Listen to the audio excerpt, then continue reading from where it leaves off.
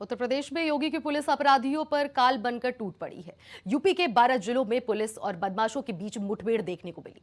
लखनऊ, बुलंदशहर, गाजियाबाद, उन्नाव, बागपत, आगरा, झांसी, बलिया, जालौन, शामली, सहारनपुर, हापुड़ जिले में ताबड़तोड़ मुठभेड़ हुई है।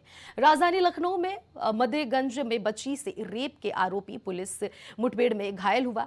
आगरा में 50,000 का इनामी बदमाश भी घायल हो गया है। साथ ही साथ 3 अपराधियों को पुलिस ने गिरफ्तार किया है। वहीं उन्नाव में फायरिंग का आरोपी संजय की मुठभेड़ में गिरफ्तारी हुई है। बलिया में 1 घंटे में बदमाशों से दूसरी मुठभेड़ हुई। दोनों बदमाश अलग अलग गोलीकांड में शामिल थे। पुलिस की जवाबी कार्रवाई में दोनों बदमाश गोली लगने से घायल हुए। शामली में हुई मुठभेड़ में 25,000 का इनामी गोकश बदमाश गिरफ्तार किया गया।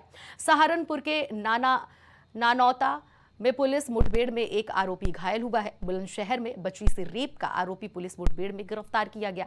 वहीं जालौन में डकैती करने वाले बदमाशों से पुलिस की मुठभेड़ हुई है। इस दौरान एक बदमाश पुलिस की गोली से घायल हुआ है, जबकि दूसरे बदमाश ने खुद को सरेंडर किया है।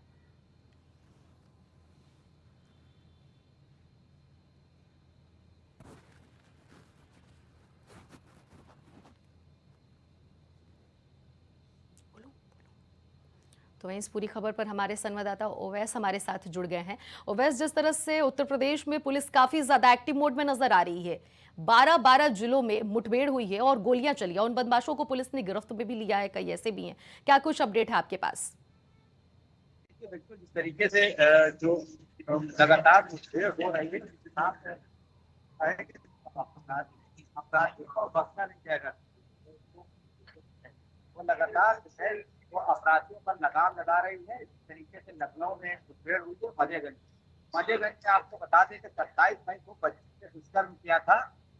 तो इसमें जो है लगातार पुलिस जो है वो तलाश कर रही थी अपराधी को, और कल देर रात वहां पर बंधे के पास वहां पर जो है उसको पकड़ा और जवाबी फायरिंग में जो है उसके गोली लगी है और उसने जो है पुलिस पे हमला किया था। उसके बाद पुलिस जब फायरिंग किया तो जिस तरीके से ये बच्ची जो थी उसके साथ उसका हुआ था और ये फरार चल रहा था। इसी तरीके से कई ऐसे जिले हैं उत्तर प्रदेश के जहां आपने कल की डेट में कई ऐसे जिले हैं जिनमें मुठभेड़ हुई है। शामली और तमाम और भी जिले हैं वहां पे मुठभेड़ हुई है।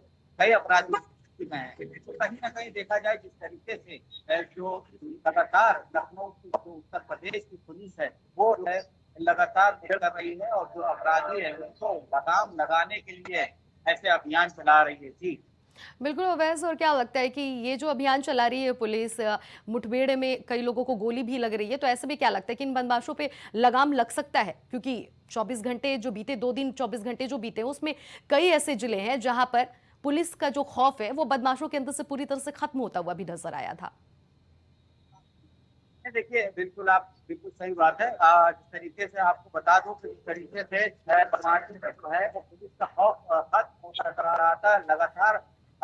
ये इतनी सारी जो घटनाएं हुई हैं ये बहुत बड़ा सवालिया निशान पैदा करती हैं और कहीं ना कहीं देखा जाए जिस तरीके से ये जो पुलिस लगाम लगाने की कोशिश कर रही है और जो अपराधी हैं उनके ऊपर कहीं ना कहीं दहशत तो पड़ेगी, क्योंकि अगर अगर इस तरीके से ऐसी इनके साथ मुठभेड़ नहीं होंगी तो अपराध और भी बढ़ता चला जाएगा और जो आगे अपराधी हैं वो इस बात में डर पैदा होगा कि अगर हमने ऐसा कोई अपराध किया तो हमारा भी हशर उनके जैसा होगा।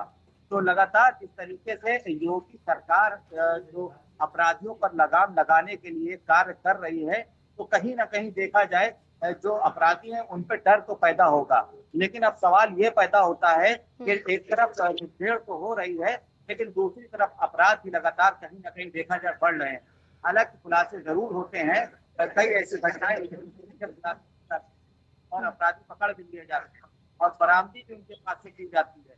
तो कहीं ना कहीं देखा जाए जिस तरीके से ये सरकार और जो यूपी पुलिस है ये लगातार इसको अपराधियों को पकड़ने के लिए और अपराधियों पर लगाम लगाने के लेकिन लिए तरह तरह अवैस, के इस बीच अभियान। ये भी सवाल खड़े हो रहे हैं कि 24 घंटे में जो घटना घटित हुई थी, बीते 2 दिन पहले की ये बात है, और जिस तरह से कई जगहों पर निर्मम हत्या, कई लोगों के मौत के घाट बदमाशों ने उतारा, यहाँ तक कि पुलिसों पे भी फायरिंग गाजियाबाद में हुई, जिसमें एक जवान जो है वो शहीद भी हो गया, कांस्टेबल।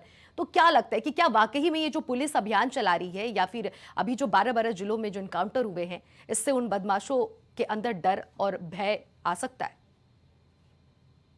देखिए तरीके से आपको बता दें कि जो बदमाश ऐसे होते हैं जिनके दिल में डर भर नहीं होता है, तो वो कहीं ना कहीं देखा जाए तो उनके पीछे भी बहुत सारी चीजें होती हैं। हो सकता है कि इनके पीछे कौन लोग हो, इसका संरक्षक हो। ये बहुत बड़ा सवाल है, इससे चिंता का विषय है, इस पे जांच होनी चाहिए, तमाम चीजें होनी चाहिए। लेकिन है कि जो आपने बात करी है, आपको बता दें कि अगर लगातार ऐसे मुठभेड़ और ऐसे अभियान चलते रहेंगे, तो कहीं ना कहीं देखा जाए तो अपराधियों पर भय तो होगा और लगाम भी लगेगी। बहुत बहुत शुक्रिया लेकिन ओवैस, आपने तमाम इस अपडेट तरीके से साझा की।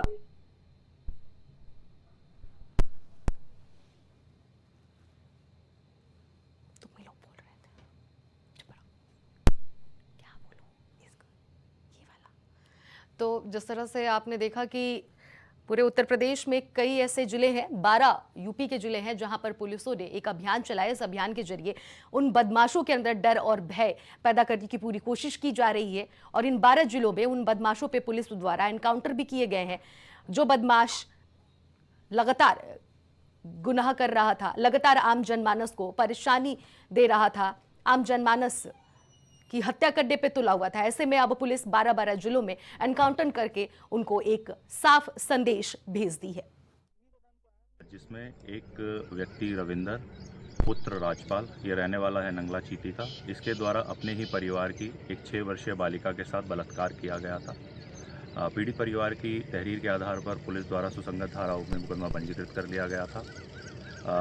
आज सुबह 28/5/2025 को पुलिस को एक मुखबिर खास से सूचना प्राप्त हुई कि यह व्यक्ति जो मुख्य अभियुक्त रविंदर है, यह अपने ही गांव के किसी व्यक्ति के ट्यूबवेल पर सोया हुआ है। इस सूचना के आधार पर थाना खुर्जा देहात की पुलिस पार्टी द्वारा मौके पर जाकर इस व्यक्ति को गिरफ्तार करने का प्रयास किया गया, पर इस व्यक्ति द्वारा अपने आप को जब पुलिस द्वारा घिरा हुआ पाया गया तो पुलिस पार्टी के ऊपर इसने फायर खोल दिया। आत्मरक्षार्थ पुलिस पार्टी द्वारा की गई फायर में यह व्यक्ति घायल हुआ। इसके पैर में गोली लगी है।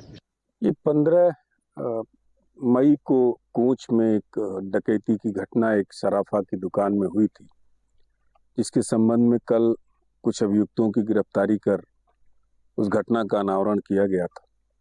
उसी समय से बाकी बचे हुए 3 अभियुक्तों की गिरफ्तारी के लिए 5 टीमें गठित कर उनको गिरफ्तारी का टास्क दिया गया था।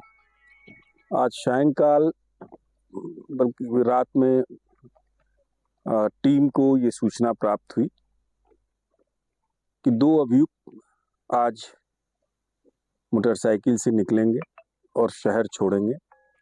इस पे टीमों ने अपनी अपनी पोजीशन में चेकिंग शुरू की।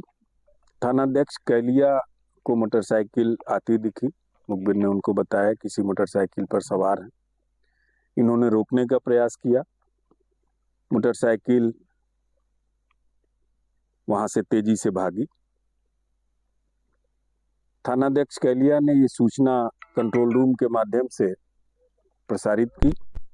एसएचओ कोंच, एसओजी प्रभारी और अन्य 2 टीमें जो लगी हुई थी, वो जिन संभावित रास्तों से वो भाग सकते थे उन रास्तों पर ये लोग बढ़े।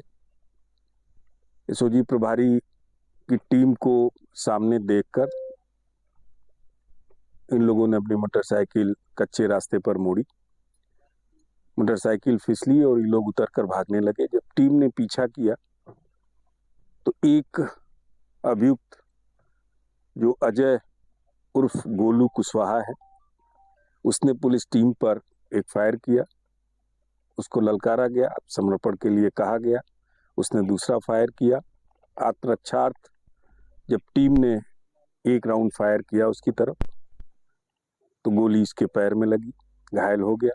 आज 28 मई को ये सीतापुर के मूल निवासी और यहाँ पर पक्का पुल पे झोपड़पट्टी डाल करके रहने वाले एक अभियुक्त की बाद इनकाउंटर गिरफ्तारी की गई है।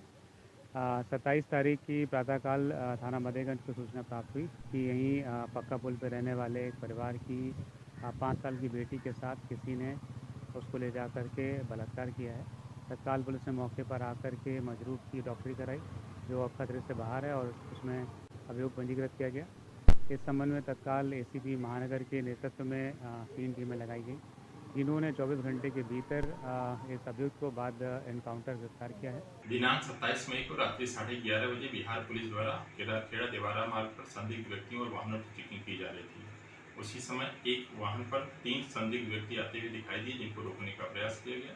उनके द्वारा पुलिस पार्टी पर फायरिंग कर दी गई। जवाबी आत्मरक्षा कार्रवाई में एक व्यक्ति के पैर में गोली लगी, 2 व्यक्ति मौके से फरार हो गए। घायल व्यक्ति को चिकित्सा हेतु तत्काल